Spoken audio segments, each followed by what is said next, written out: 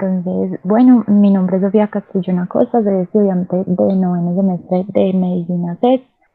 El tema que les traemos de repaso hoy o que les traigo es reanimación neonatal. Y antes de empezar como con el tema y con el contenido en sí, yo quería hacer como una aclaración acá importante. Yo ya he dado varios temas de pediatría, la verdad me gusta mucho y soy juiciosa pues revisando la literatura, me asesoré y todo. Sin embargo, este es un tema, por así decirlo, de ligas mayores. Es una cosa como muy, pues que tiene mucho, es una subespecialización en sí de la pediatría. Entonces, lo que yo pretendo hacer acá es como una presentación del tema de tú a tú, pues como estudiante, de las partes como básicas que necesitamos saber como médico general y pues en ningún momento pretende hacer como una cosa ya del otro mundo porque realmente se me sale de las manos. Entonces lo que yo les propongo es, digamos, las preguntas que normalmente las respondo al final de la charla. Lo que se me ocurrió como con mis asesoras es que les voy a dejar un email en el que pueden mandar todas sus inquietudes, sus preguntas, todo lo que se les ocurra, y el mecanismo de revisión de todo lo que tengan para decir va a ser más bien con asesoría de las pediatras, que nos ayuden como a responder, y ya vemos cómo pues hay diferentes mecanismos, o las respondo por email aparte si son muy puntuales, podemos hacer otra reunión y hablar un poquito de eso, les puedo mandar un video, etcétera. Pero la resolución de dudas como por responsabilidad como con este tema como tan importante con los chiquitos, va a ser como con un poquito más de ayuda. Pero pues les hice como una revisión de lo que el médico general tiene que saber. Este es el contenido de hoy y entonces vamos a empezar primero con una reflexión súper importante. Esto es un quote de la Academia Americana de Pediatría cuando empiezan a hablar de las guías de reanimación neonatal. Lo primero que ellos dicen es, esto no es para pediatras solamente, esto no es para perinatólogos, no es para neonatólogos, esto es para absolutamente todos los médicos. Todo parto debe contar con al menos una persona capaz de realizar esfuerzos de reanimación a un recién nacido. Lo primero que hay que ver ahí es que dice todo parto, no solamente el parto de un tercer nivel, no solamente el parto de un cuarto nivel, no solamente el parto que atende el pediatra, ni el que creemos que va a estar complicado, sino que hasta el parto más básico necesita contar con una persona entrenada, y de al menos subrayado, porque lo ideal es que todo el equipo esté entrenado, o sea, se necesita enfermería entrenada, se necesita más de un médico, se necesita mucha cosa.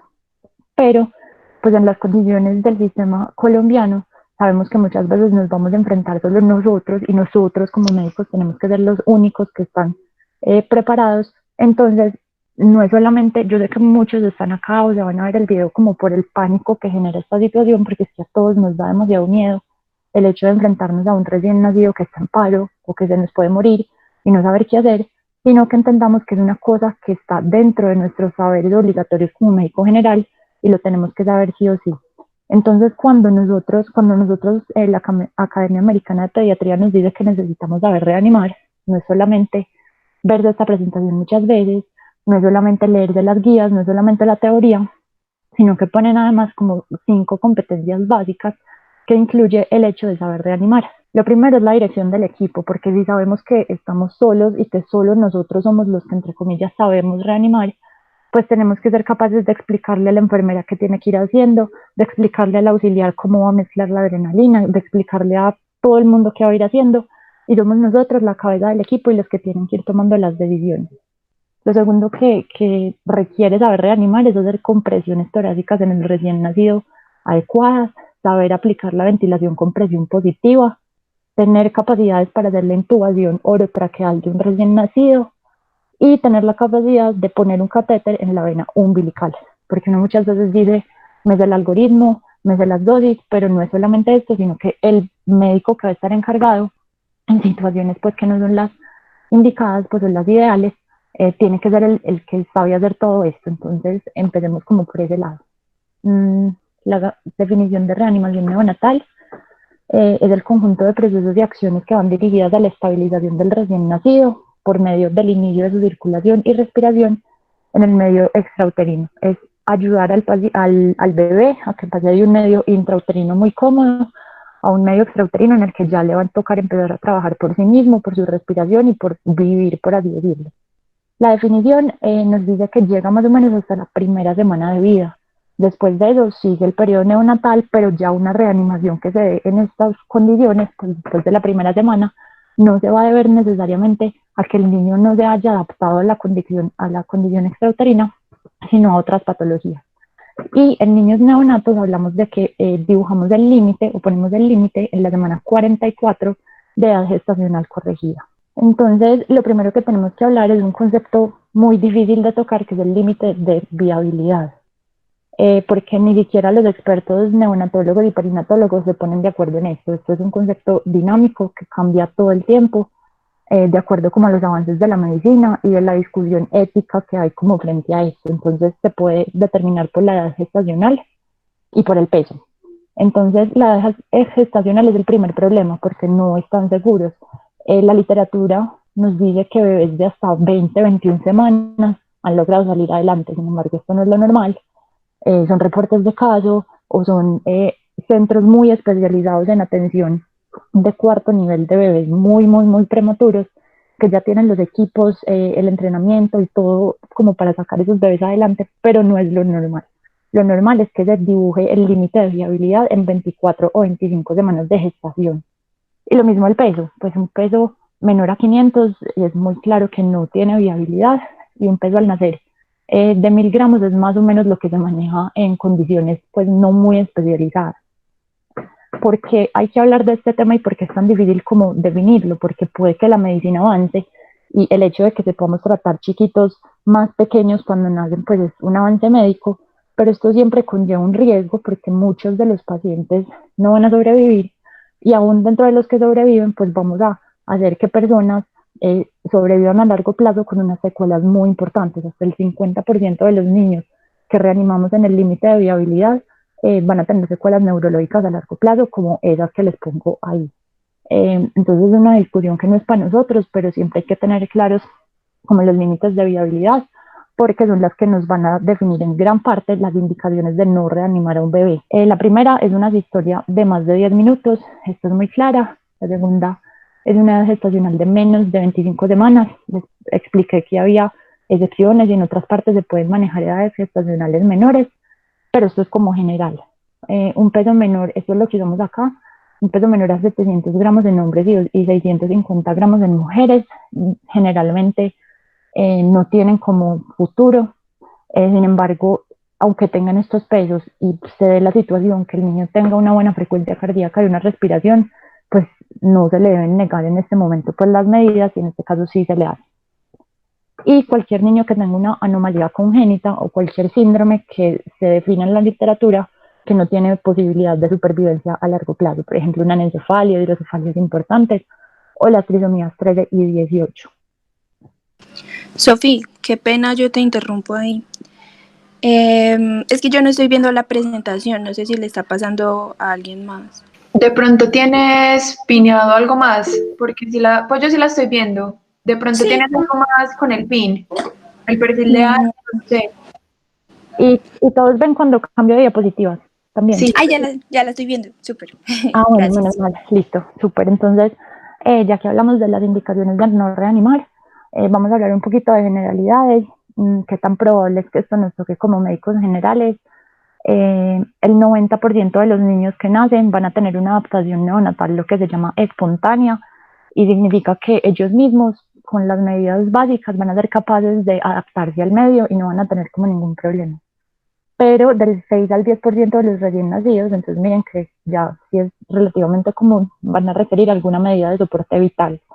Solo el 1% del total de recién nacidos van a requerir una reanimación exhaustiva, y la causa principal es la asfixia perinatal.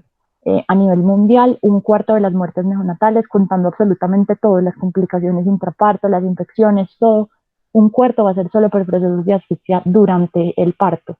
Y el pronóstico es completamente, pues esto es un proceso que nosotros muchas veces hacemos a ciegas, porque el pronóstico no está claro pues como al principio. El pronóstico del bebé depende de muchísimas cosas, depende primero de la causa, de por qué está cursando como con una mala adaptación, de la edad gestacional. Obviamente los niños con edades gestacionales muy, pues como muy chiquitas, tienen peor pronóstico, y la eficacia y el tiempo de la intervención. Entonces por eso Miren que ahí la eficacia de la intervención, ahí nosotros como médicos impactamos directamente en el pronóstico de los bebés, con qué tan bien preparados estamos y qué tan bien actuamos en ese momento. Entonces, la idea es que esto no nos toque. ¿Por qué? Porque los que no vamos a ser pediatras o los que no van a ser pediatras puede que no sean los más expertos en este tema, pero por eso hay unas medidas de anticipación, anteparto e intraparto, que lo que busca es llevar al neonato y a la mamá con más riesgo a las manos de los expertos, por así decirlo, mediante la identificación de factores de riesgo. Una mamá enferma es una mamá que tiene posibilidad de traer al mundo un niño que va a estar enfermo, por lo menos al principio. Entonces, para no leer la lista entera, pues les queda ahí, en general, son mamás que tengan complicaciones durante el embarazo o antes del embarazo. También cuentan las enfermedades crónicas previas, enfermedades serias renales, cardíacas, pulmonares, etcétera. Todas las gestaciones que no nazcan, pues que el bebé no nazca a término, o sea, o muy temprano o muy tarde, también tienen riesgo. Las gestaciones múltiples, por más bien que se haya llevado todo el proceso de la gestación, tienen riesgo. Y pues cualquier sangrado, cualquier alteración que me haya requerido un medicamento específico durante el embarazo, etcétera, todo esto va a hacer que yo, como médico, antes de que esa mamá entre en un trabajo de parto, yo pueda ver que tiene como más riesgo y lo anticipe y lo remita para que ese niño nazca en las manos adecuadas. Hay otras medidas de anticipación que son los factores de riesgo intraparto. Aquí ya es un poco más difícil, entonces, pues porque muchas veces ya con un parto instaurado yo no tengo como métodos o medios de remisión o de pedir como tanta ayuda, pero por lo menos me alertan a mí y me dicen: este niño que están haciendo, párele bolas, por lo menos junta el personal, llame, pida ayuda, tenga el equipo necesario, y son las cosas que se presentan durante el parto o como momenticos antes del parto que me dicen que ese niño puede nacer como maluquito.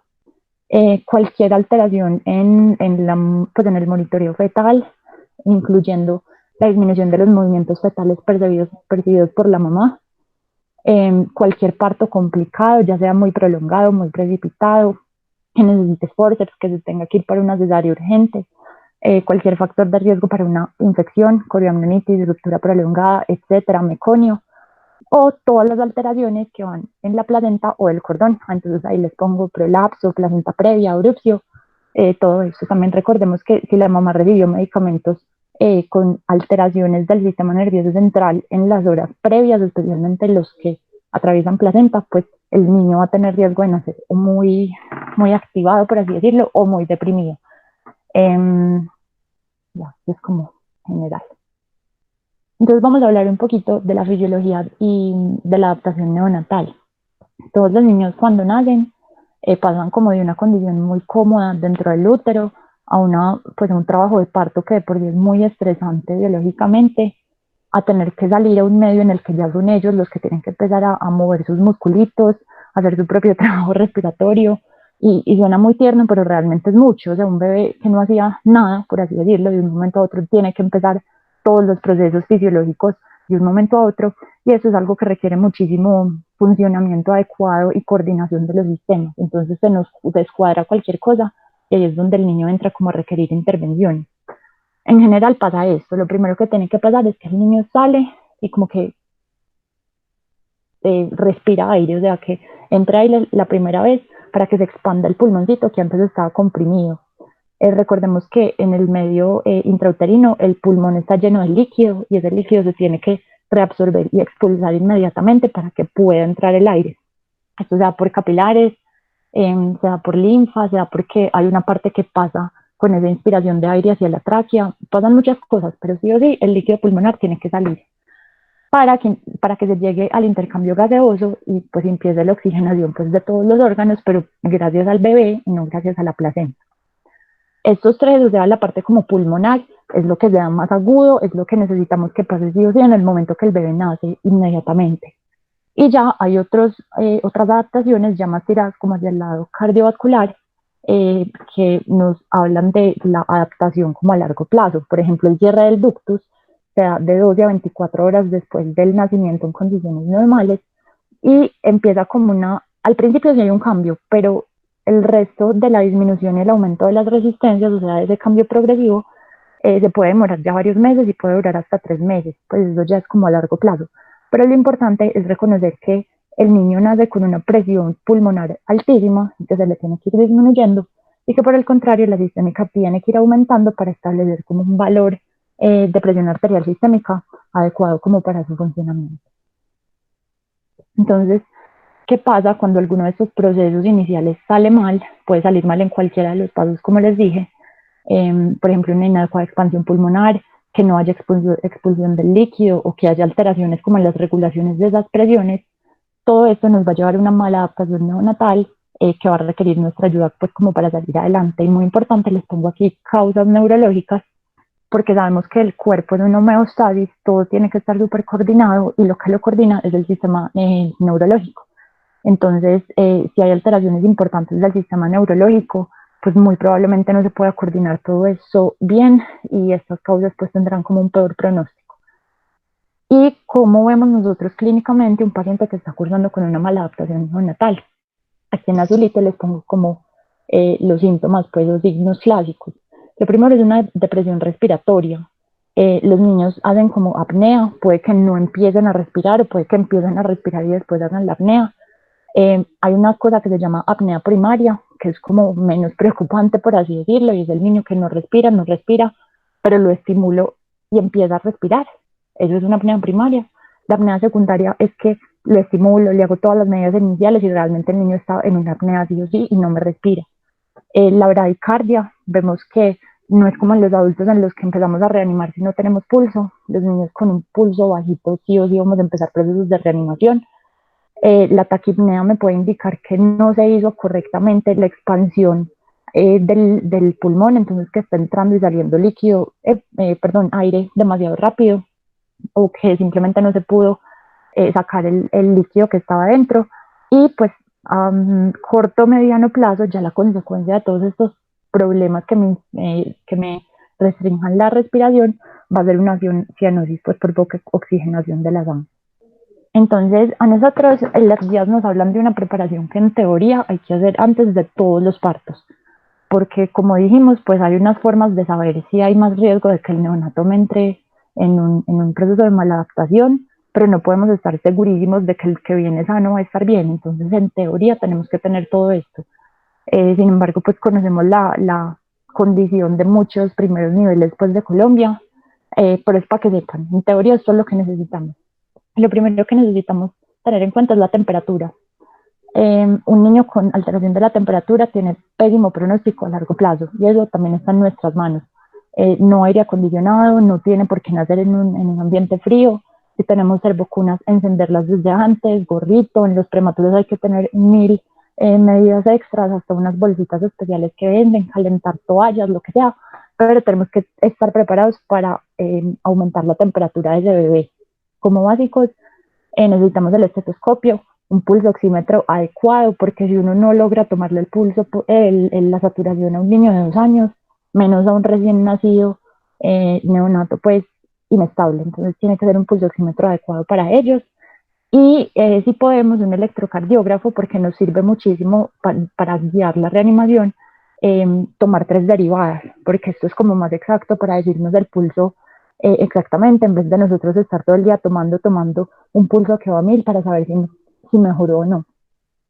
Necesitamos métodos para la administración de oxígeno, la ventilación, pues ahorita vamos a ver esto como con más detenimiento, pero también necesitamos dispositivos para la ventilación positiva, y la ventilación positiva siempre va de la mano de una sonda y una jeringa, porque vamos a ver que como complicación o como efecto adverso nos llena el estomaguito de aire. Necesitamos un laringoscopio adecuado con valvas pequeñas de 0,00 o 1, tubos varios, o sea, no uno solo, porque pues uno no sabe cuál le va a servir, sino que ojalá todos los tamaños entre 2.5 y 4. Puede haber estiletes de laringoscopio como para guiar y ayudar un poquito en el proceso. Necesitamos el catéter venoso umbilical de 3.5 a 5 French, y los medicamentos que en caso de reanimación vamos a necesitar adrenalina a esta dilución, y pues no sobra tener los expansores de volumen de solución salina y lactato. Eso es como lo mínimo que nos dicen que hay que tener como para poder atender un recién nacido que se nos complica. Bueno, entonces unas cositas antes de empezar en sí como con el algoritmo de la reanimación. Entonces, pues son unas cosas igual muy importantes, pero que nos dejan por fuera como del algoritmo, entonces para que lo tengamos en cuenta.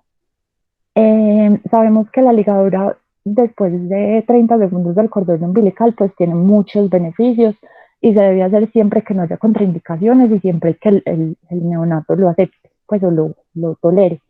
Sin embargo, ya que estamos hablando como de reanimación, les doy esa contraindicación. Es una contraindicación la reanimación neonatal para la ligadura tardía, entonces siempre les vamos a hacer ligadura temprana del cordón.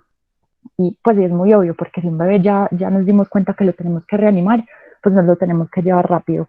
Y pues obviamente no es la única contraindicación, los gemelares en general, aunque no hayan empezado por un proceso de maladaptación, de entrada se les hace ligadura a los menores de 32 semanas, a los de restricción de crecimiento intrauterino, cuando hay desprendimiento, cuando hay inmunización pues, que no se controló, etcétera. Hay muchas, pero tenemos que saber que la reanimación es una contraindicación. El contacto piel a piel, pues también es muy obvio, prima la reanimación, tenemos que sí o sí darle prioridad a la estabilización desde recién nacido, pero recordemos que la medicina en teoría se debería como humanizar lo más posible, lo que más se pueda pues, y aún en procedimientos invasivos se debería priorizar el contacto piel a piel con la mamá en la medida de lo posible. Obviamente primero se estabiliza el neonato, primero es la vida, primero es como la supervivencia, pero tampoco puede pasarnos de exagerados, que es que la mamá ni lo puede ver, la mamá ni lo puede tocar, porque es un bebé que tuvo como dificultades al principio. Muy importante calcular el APGAR, sabemos que se toma en el momento en el que nace y luego periódicamente según los resultados. Necesitamos siempre también en los bebés que nacen con problemitas tener apuntados en la misma temporalidad del APGAR que los demás recién nacidos. Sin embargo, pues aquí se los pongo. Hay una cosa que nos dicen todas las guías y es que el APGAR no nos guía ni nos indica la reanimación neonatal. El APGAR en teoría lo hacen y lo validan como un sistema de pronóstico, pues como que nos dice qué va a pasar con ese niño neurológicamente y de supervivencia como en mediano y largo plazo. Y vemos aquí, por ejemplo, la P que es de pulso y la R que es de respiración, pues obviamente sí nos evalúa parámetros que son importantes pues para tener en cuenta en el proceso de reanimación. Pero lo que quieren decir las guías es que el puntaje como tal, la suma del A, del P, de la P, de la G, etcétera, la suma no me da un número con el que yo me pueda guiar dentro de la reanimación neonatal. No es que si le dio 3 inicios de reanimación y si le dio 4 no. O sea, esto es otra cosa completamente separada y van a ver que nuestro proceso de iniciación de un proceso de reanimación es completamente independiente a esto. Sin embargo, dentro del sistema de seguimiento sí lo tenemos que tener en cuenta, entonces por eso se los puse acá. Bueno, y ya teniendo como en cuenta qué tenemos que saber de la mamá antes del parto, qué vamos a tratar de hacer para remitirlo, las medidas generales del manejo del parto, ya sí vamos a entrar como al algoritmo terapéutico de qué vamos a hacer cuando nos damos cuenta que hay un bebé que necesita como medidas de reanimación. Entonces, el algoritmo es más largo. Yo se los pongo acá, dividido en estos primeros 60 segundos, porque esto desde el nacimiento hasta el minuto 1 es lo que se llama el minuto de oro. Lo que las guías nos dicen del minuto de oro es que es el minuto en el que tú más puedes incidir en el pronóstico de ese bebé. Es lo que sí o sí todos tenemos que estar preparados para hacer, no se nos puede pasar. Y como el nombre lo dice, es el minuto de oro. Pues es el momento en el que podemos ayudarle más a estos bebés. Entonces, nace el bebé, ya sabemos todo lo que hay detrás, todo lo que hay antes, todo lo que hay que saber, pero nace el bebé y lo tenemos en la mano en ese momento. Nos tenemos que hacer 3 preguntas básicas que nos guían mucho. Si las hacemos de esta forma, como están ahí escritas, nos va a guiar porque nos ayuda a que la respuesta sea de sí o no. Entonces, yo les recomiendo que nos lo aprendamos así. ¿Es un embarazo a término? ¿Este bebé está respirando o llorando? ¿Y este bebé tiene un buen tono muscular? Si yo me hago esas 3 preguntas y respondo que sí a todas, es un bebé que está bien y lo que yo voy a hacer es seguir la rutina de cuidado del bebé, se lo voy a entregar a la mamá y vamos a hacer todos los cuidados de rutina que están aquí en este cuadrito de la derecha.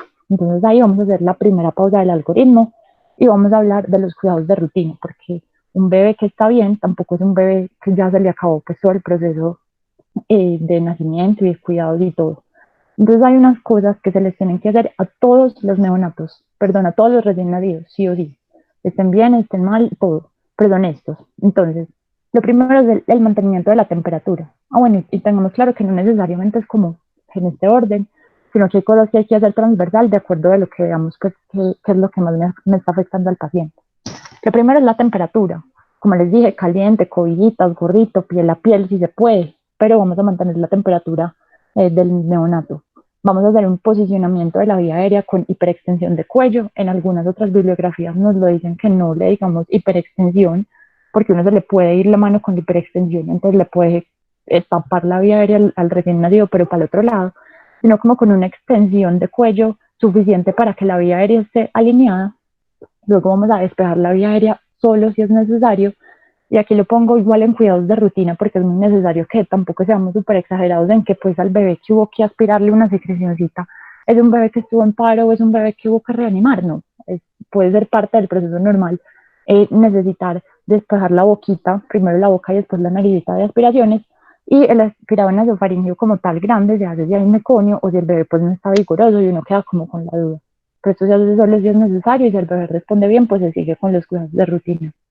Siempre hay que secar al bebé porque es un método, pues como una forma importante en la que el bebé pierde calor, primero la cabeza porque es como su área de mayor superficie y se seca pues todo el cuerpito. Y se hace estimulación para que el bebé llore y para ver cómo responde al estímulo, para calcular el APGAR. Se habla como de unos toquecitos o cositas en las plantas y un frote suave, pues de suave a medio en la espalda y como en las nalguitas.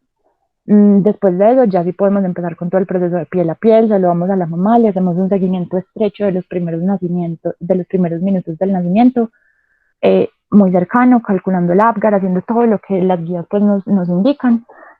Pasamos a hacer la profilaxis oftalmológica, pasamos a hacer la vacunación de los bebés que tengan indicación o no tengan contraindicaciones de la BCG y la hepatitis B. Ya como más a largo plazo, vamos a ver que la mamá esté estable, se lo vamos a dar, vamos a iniciar el proceso y vamos a explicar todo lo de la lactancia materna. Y ese niño se va, si todo está bien, el alta se indica después de 24 horas al niño como tal, después de un examen físico pues general completo de pediatría, si está normal. Entonces eso es lo que vamos a entender nosotros por cuidados de rutina. Eso es lo que vamos a hacer a todos los niños.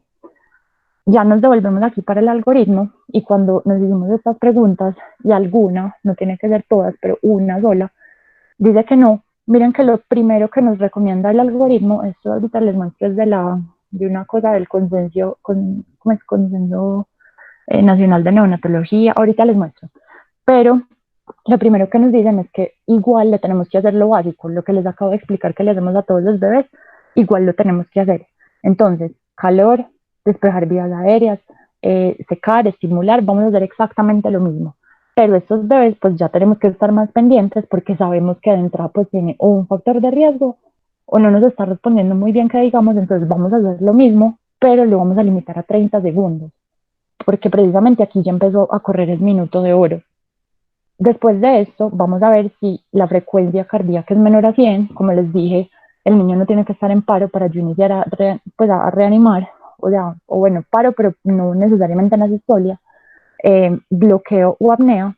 Y si hay cualquiera de estos, yo sigo dentro del protocolo del minuto de oro y no tengo que ir por oxígeno, ventilación positiva y vigilancia de la saturación. Ya vamos a explicar esto un poquito mejor, pero es para que sepamos que ese niño que además de tener respuesta negativa a alguna de las preguntas y que tiene alguna de estas tres cosas que me indica que el niño está más grave, ahí le voy a correr más y es el niño que va a tener que tener ventilación positiva inmediata en ese momento, antes del minuto de que nació. Si no tiene ninguna de estas cositas, pues de frecuencia bajita, bloqueo o apnea, igual yo no me quedo tranquila de entrada, sino que tengo que ver si ese paciente pues se recuperó realmente con estas medidas de iniciales que le dice. Entonces tengo que ver si tiene dificultad respiratoria todavía o si tiene cianosis. Si no las tiene, es un niño que, por así decirlo, me salió muy fácil de la dificultad que tenía y es un niño que yo simplemente voy a llevar a cuidados de rutina, los que hablamos ahorita, y me quedo tranquilo, pero pues obviamente vigilándolo mucho. Pero si ese niño, a pesar de no tener, pues como estas cositas de la frecuencia menor a 100, un bloqueo o una apnea, si respira difícil o si tiene cianosis persistente, yo igual no me quedo tranquila, pues no le corro como al que le tengo que hacer esto en este sentido, pero voy a seguir haciéndole medidas rápidas. Le tengo que despejar la vía aérea nuevamente, puede haber más secreciones, tengo que hacer vigilancia de la saturación y ya en este caso voy a considerar el CPAP. Entonces por eso hice ahí como el primer pare del algoritmo, como para empezar a entender algunos conceptos. Y vamos a hablar primero de la ventilación con presión positiva, que es esta que nos ponían acá si el niño en serio está gravecito. Tenemos muchos métodos, lo que yo creo que cada uno tiene que hacer es conocerlos pues físicamente, porque es que es muy difícil llevarles acá la teoría de este tiene esta válvula, este se pone así, este no, eso es demasiado complicado.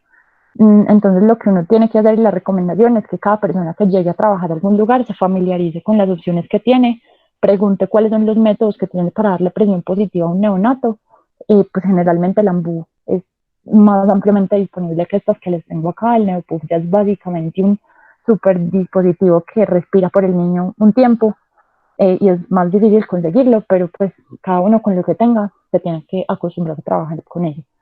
Lo más importante, aquí es el punto más importante de la reanimación neonatal. No es como en los adultos que depende del paro, lo más importante son la calidad de las compresiones, sino que en el neonato lo más importante, lo más eficaz y lo que más nos va a sacar a los niños del problema es la ventilación adecuada. Entonces yo tengo que tener, tengo que tener asegurada la fuente de gases más o menos de 8 a 10 litros. Esto se cuadra según el dispositivo, como les digo, cada uno se maneja diferente, pero en términos generales necesito una frecuencia de 40 a 60 respiraciones por minuto, con PIB de 20 a 30, y lo más importante es que, como les digo, es lo más eficaz, muchas veces empieza y el niño solo con esto presenta mejoría. Entonces, desde que se inicia, hay que hacer un monitoreo muy cercano de la frecuencia cardíaca, precisamente por eso les digo, ojalá conectemos al niño a un electro, precisamente para poder ver ese aumento objetivamente, pero el monitoreo de la frecuencia cardíaca es lo que me va a indicar si el niño sí está mejorando, y la bradicardia debe mejorar. Si vamos a dejar ventilación con presión positiva por un tiempo prolongado, que realmente no sé cuánto tiempo es prolongado, porque las guías no nos lo dicen, pero, o sea, ojo clínico, un rato largo, el niño no les está respondiendo solo a esto, van a tener que empezar a usar otras medidas.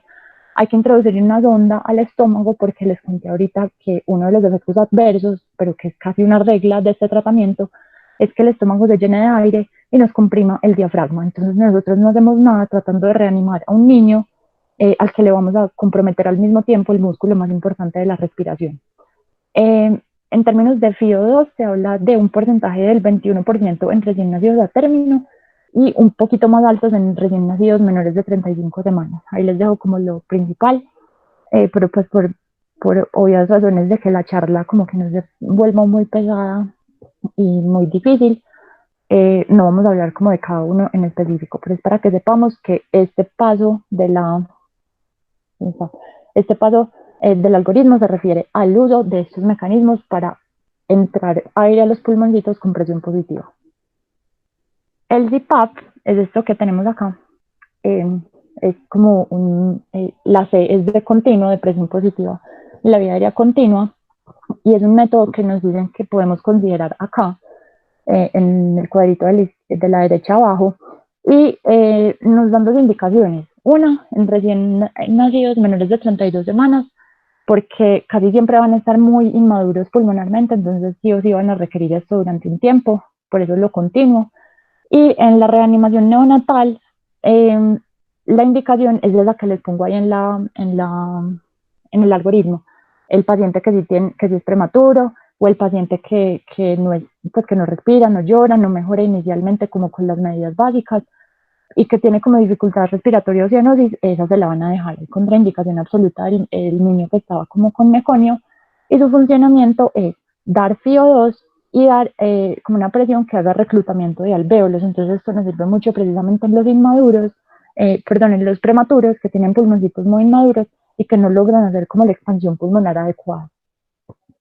Bueno, y la última medida que nos decían ahí era monitorizar la saturación arterial de oxígeno. Y uno muchas veces le pasa por encima, pero cómo se monitoriza la saturación de un bebé recién nacido, y tiene su ciencia. Primero tenemos que hacerlo con el dispositivo adecuado. Obviamente el dedito o la manito de un bebé recién nacido en esas condiciones no nos sirve para el pulso oxímetro adecuado, y el valor prácticamente va a ser pues no nos va a servir para nada. Necesitamos el adecuado y lo vamos a tomar en la muñeca derecha, porque en los chiquitos no es como en los adultos que ya podemos usar cualquier lugar, sino que ellos todavía tienen un cortocircuito por el ductus que me cambia el contenido arterial del lado derecho y del lado izquierdo. Entonces la muñeca derecha va a reflejar la circulación preductal, que también es la cerebral. Entonces esa va a ser más fidedigna de lo que le está llegando al niño al cerebro. Entonces por eso recordar derecha. Recordemos que tanto el exceso como el déficit o valores muy altos y valores muy bajitos de la saturación son riesgosos. No es que yo tengo que estar tirándole oxígeno para subirlo rápido, sino que los dos extremos son negativos.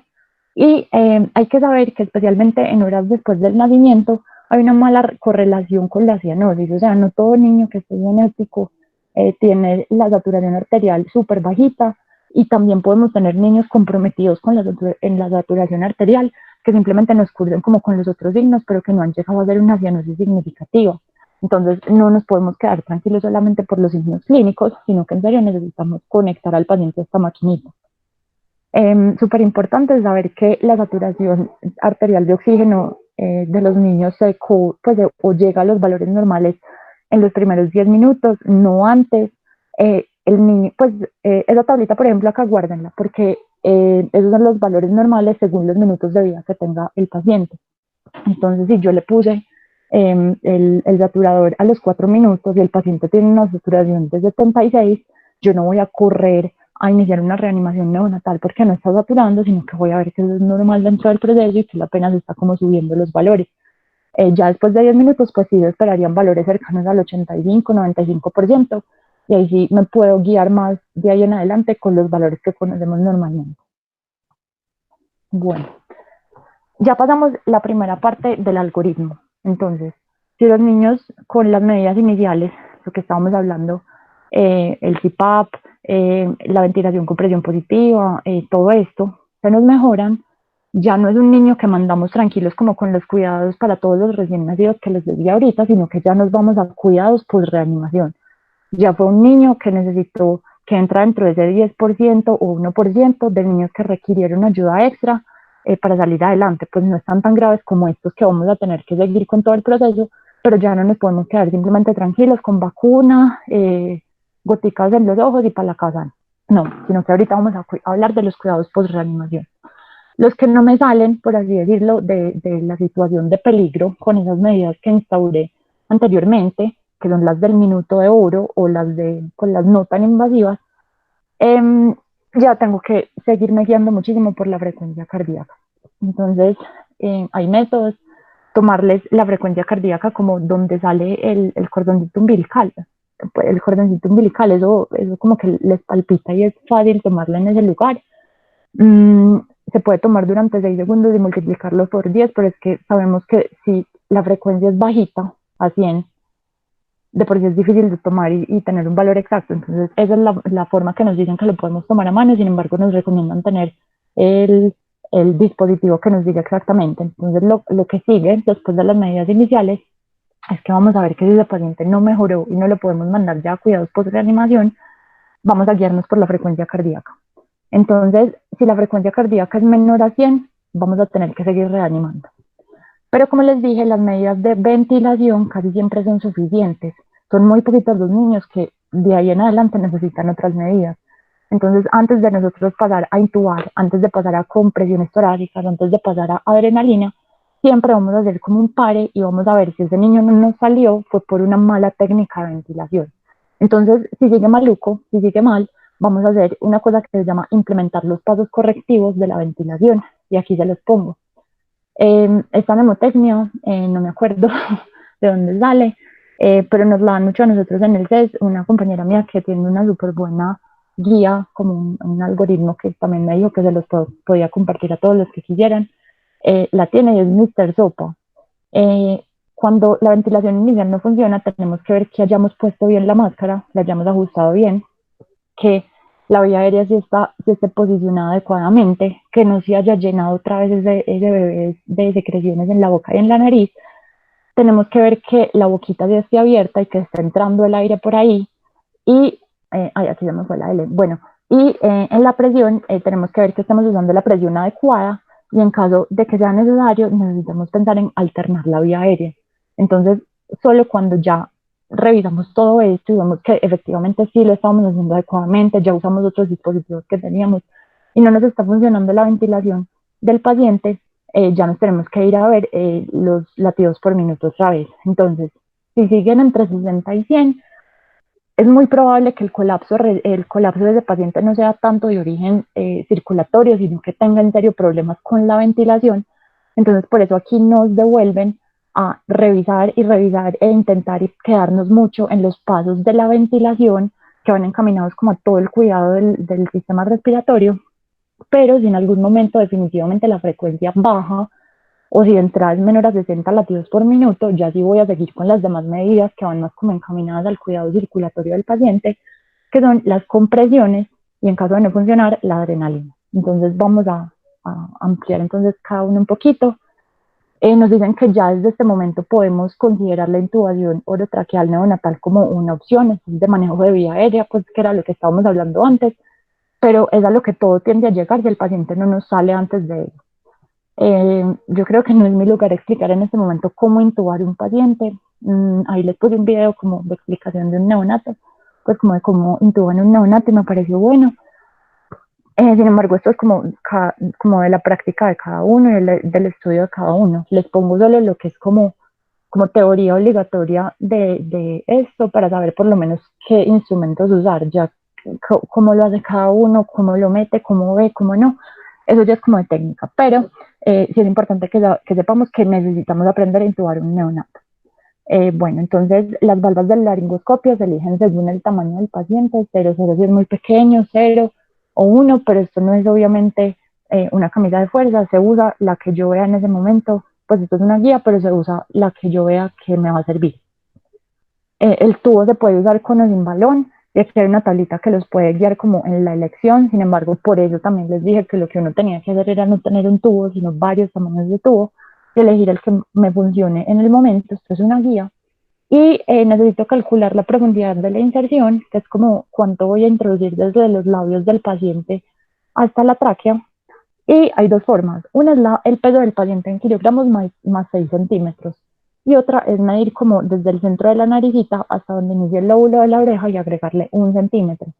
Pero a todos los pacientes, que igual pues no creo que nos toque a nosotros, pero nos sobra saber, a todos los pacientes, como en el límite de viabilidad por peso, vamos a usar solamente 6 centímetros.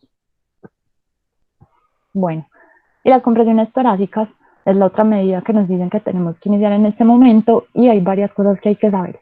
Primero les pongo los dibujitos. Hay dos técnicas. Yo nunca he reanimado un neonato pues así como en vivo.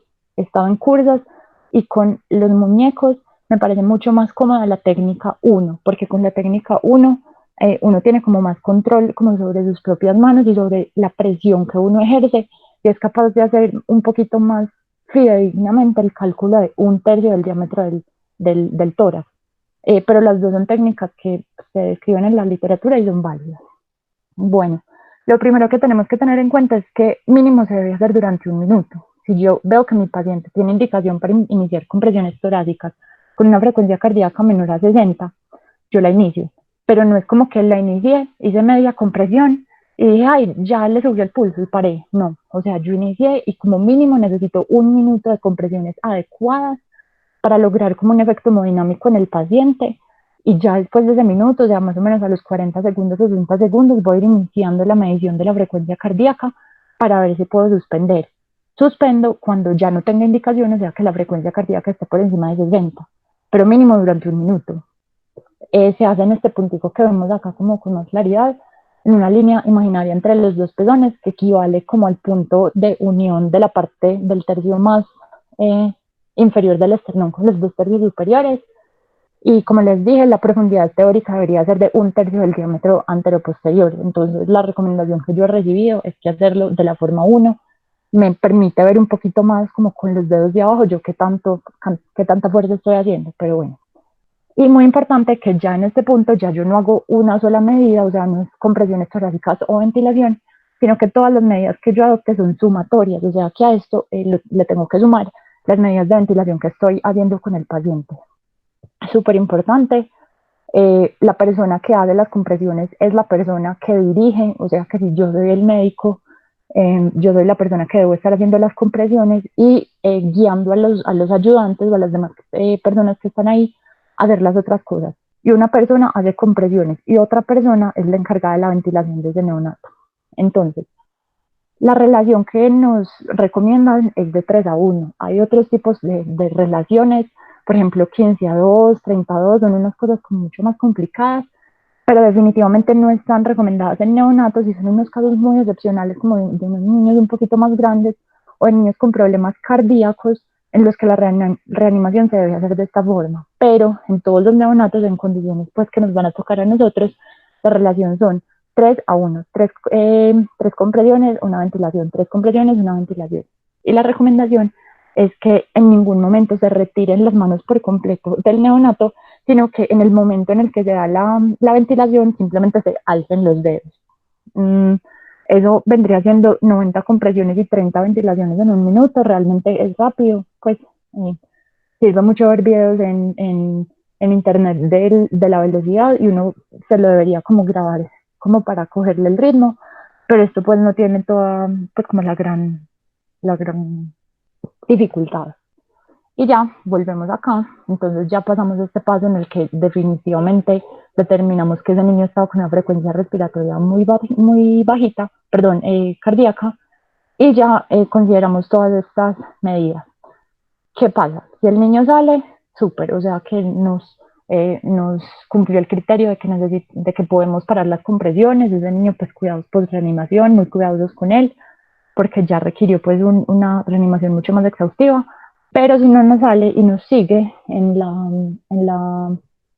pues en el paro, en una frecuencia cardíaca menor a 60, ahí sí vamos a la última línea de tratamiento que tenemos, que ya es el medicamento. Miren que en los niños, en los recién nacidos, dejamos el medicamento para el final, precisamente dándole prioridad a las medidas que más eficacia tienen, que son las otras, las de ventilación.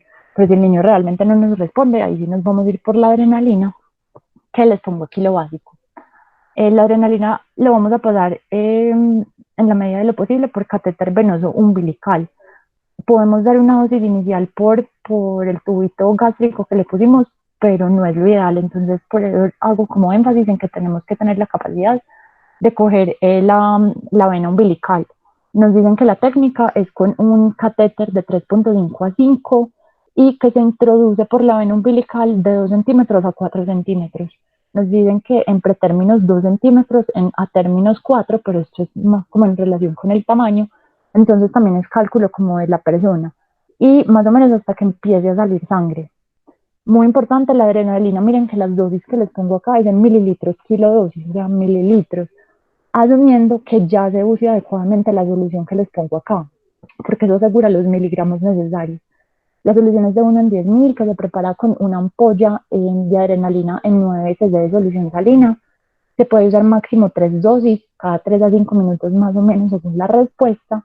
Y las dosis que vamos a usar es una intravenosa de 0.1 0.3 mililitros kilodosis y la que se da por el tubo orotraqueal, por el tubo, de 0.5 o 1 mililitros kilodosis. Muy importante, esto no está recomendado pues de primera línea. Es solo, por ejemplo, en medidas donde no hemos podido coger el catéter venoso o se nos está demorando un poquito, podemos dar la dosis inicial así. Sin embargo, las guías sí nos recomiendan definitivamente tener el acceso intravenoso para pasar por lo menos las otras dosis por este medio, porque son mucho más efectivas y eso es lo que se debería hacer en teoría pues en todo el proceso de reanimación. Muy importante, tenemos que empujar a esta dosis que damos con 1 o 2 mililitros de solución salina cada una, porque si no pues se nos puede quedar concentrada en el cordón umbilical y no hacemos nada. Y súper importante, miren que dentro de la guía inicial, dentro del algoritmo, no nos ponen expansores de volumen. ¿Por qué? Porque son como, sí tienen unas indicaciones específicas que son estas que les pongo acá. Y también lo dejan como medida final en caso pues de que un bebé en serio ya no nos esté respondiendo, pues qué más tenemos para hacer diferente a intentar esto. Pero las indicaciones absolutas son un bebé que documentemos pérdida de sangre y que sepamos pues que tiene una hipovolemia, porque no vamos a lograr estabilizarlo hasta que le restituyamos pues el líquido, o un bebé con signos de shock. Y aquí fue mi primer ¿cómo así? Un bebé que está todo inestable, un bebé que está maluco, un bebé que acaba de nacer, ¿yo cómo voy a saber si tiene unos signos de shock además de todo lo que tiene? Y me dieron una recomendación y es la medición de la presión arterial media, pues con dispositivos, y en general uno se puede aprender que el recién nacido debería tener una presión arterial media menor que la gestacional, perdón, mayor. Si está menor es porque ese niño tiene la presión bajita, entonces me voy como por el lado de shock y me voy por unos expansores de volumen a ver a respuesta cómo mejora ese niño. Y las dosis que se usan es de 10 mililitros por kilo. En recién nacidos a término los puedo dar más rapidito, de más o menos 5 minutos, pero en recién nacidos pretérmino tengo que tener más cuidado como con el volumen y los doy más lento, en el doble del tiempo. Aquí hablamos un poquito de las dosis que se puede dar. Aquí nos dicen que 3 dosis cada 3 a 5 minutos, y eso es este pedazo del algoritmo. Miren que aquí básicamente se acaba y nos dicen si la frecuencia cardíaca es menor a 60 de adrenalina, con eso le debería mejorar, y si no le mejora, ¿qué hace? Vuelva a darle adrenalina, y si no le mejora, ¿qué hace? Vuelva a darle adrenalina. Entonces, en este punto, pues ya se puede empezar a pensar, como les dije, en expansores de volumen. Sin embargo, su indicación pues es muy clara en niños que estén hipovolémicos o que estén en shock. Eh, pero entonces lo último que tenemos acá nosotros es la adrenalina. Vamos a dar las 3 dosis y se nos acaba pues el algoritmo. Entonces hay una pregunta demasiado difícil y yo le preguntaba a alguien y le decía, pero entonces uno cómo decide parar. Lo mismo que uno le dicen para un paciente adulto. Tú decides parar cuando el paciente no te responda. Y no te responde cuando tú veas que no mejoró. Y eso no tiene un límite de tiempo absoluto. No te van a decir que si a la tercera dosis al minuto no tiene pulso, lo tienes que parar, sino que tú tienes que evaluar qué tanto el paciente mejoró, si hizo intentos de mejora y volvió a caer, si tienes más medidas, si tienes una remisión cerquita, qué tienes que hacer para ver si paras o no. Pero en términos generales nos hablan de que si el paciente ya llegó a una distolia y ya están 10 minutos, pues si ya pasaron 10 minutos, pues se pueden suspender teóricamente, respaldados por la ley y por la literatura, los esfuerzos de reanimación, porque sabemos que de entrada es pues una indicación de no reanimar. Entonces, si llegamos a eso también durante el proceso de reanimación, pues estos niños ya no tienen pronóstico. Lo que hablábamos ahorita, los cuidados por reanimación, siempre que ya pasamos del minuto de oro, por así decirlo, y el paciente requirió más, no vamos a darle los cuidados normales con el alta y con todo eso, sino que esos niños les pongo aquí las UCIs y las UCIs porque siempre va a ser mejor que los vea por lo menos un pediatra, pero ojalá el neonatólogo experto, con control de signos vitales, para clínicos básicos de glucosa, gases, el lactato, ver qué tanto se afectaron, hemograma. Hay que monitorizar el gasto urinario, hay que adoptar protocolos para evitar la hipoglicemia, suspensión o no iniciación de la vía oral.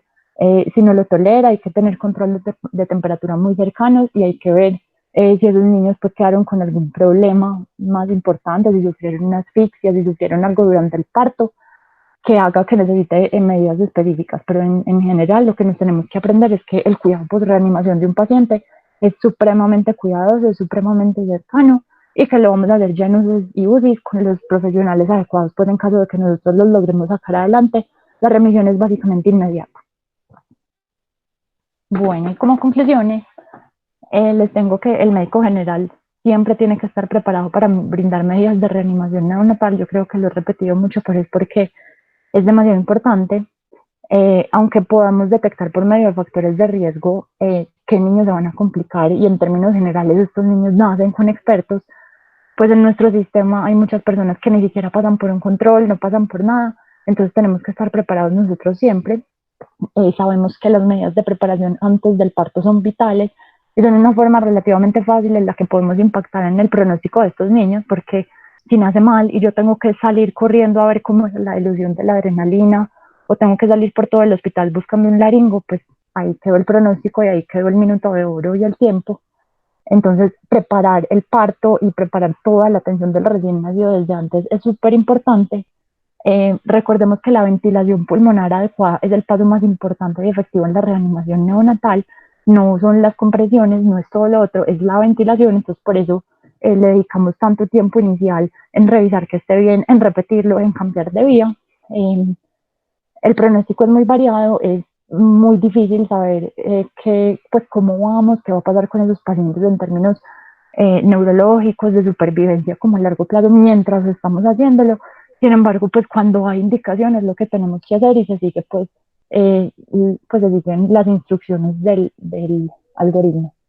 Y por último, recordar que todos los pacientes que nazcan malucos o que nazcan con requerimientos de reanimación requieren un seguimiento estrecho que ya sí se sale por completo de nuestras capacidades como médico general y que si tenemos los conocimientos para abordar el momento urgente, inmediatamente podamos estabilizar a esos pacientes, tenemos que hacer una remisión a un tercer o cuarto nivel donde los puedan atender en una UCI o en una UCI.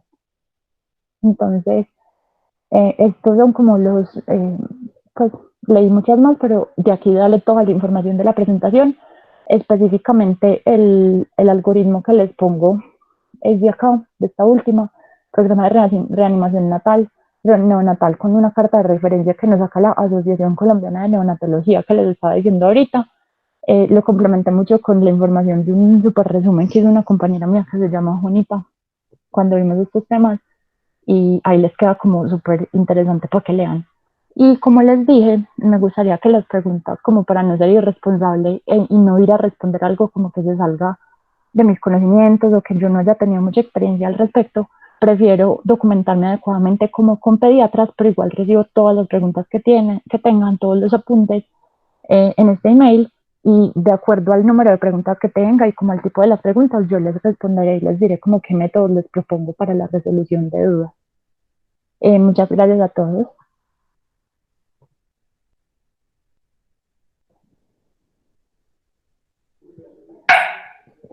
Gracias. Esto queda también esto queda en YouTube, yo creo, pero también les puedo mandar la presentación sin problema si están en los grupos de Green Time y de Ascender y de las otras, pues como todos esos grupos que tenemos, yo los mando por ahí. Sin embargo, me pueden escribir ese mismo correo que les puse ahí,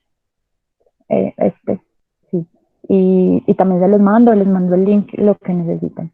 Y como les digo, todo súper, súper, súper. Ah, sí, esto sirve para el seminario de María Gilma porque como les dije, me basé demasiado en una cosa que hizo una compañera mía, que sirvió muchísimo, que lo volvió todo lo que ella da en forma de algoritmo, que ella también dijo que se los podía compartir. Ella está acá y es una tesa, Juana. Si alguno también lo necesita, me dijo que lo podía compartir, entonces ahí les queda mi mail a todos, listo.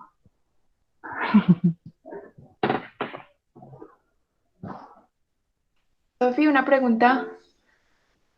Oli. Es una bobada, pero es que no me acuerdo bien de eso y siempre me enreda.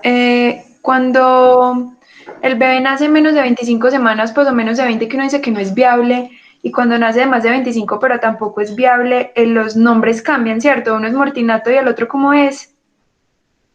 Uno es un aborto normal y el otro es mortinato, o cómo es que se llamaban esos, pues dependiendo de la edad gestacional. Ajá, es que eso sirve como para ¿cómo se dice? Los indicadores epidemiológicos. Depende de si el niño alcanza a nacer vivo y respirar y un montón de parámetros. Hablan de que es un feto muerto o un mortinato, perdón, un feto muerto, no, ¿cómo es? No, una mortalidad de un niño que nació. El feto muerto o un mortinato es el que nace muerto completamente. Y antes de las 20 semanas o de la viabilidad, sí se habla de un aborto. Yo tengo entendido que es así, pero se los juro que por eso lo puse así como tan diferente, porque todo cambia. En algunas partes dicen que es antes de las 21, en otras partes dicen que la viabilidad está al lado de yo no sé qué. Entonces, básicamente eso, antes de la viabilidad es un aborto. Si ya hay viabilidad, pero nace muerto, es un mortinato. Y si el niño alcanza a nacer y se nos muere en el proceso de reanimación, en el proceso pues o sea, si nació y respiró o tiene pulso, es un bebé que se nos nació después de la muerte. No sé si esa era tu pregunta, pero yo tengo entendido que es así. Sí, Sofía, eso era. Mil gracias.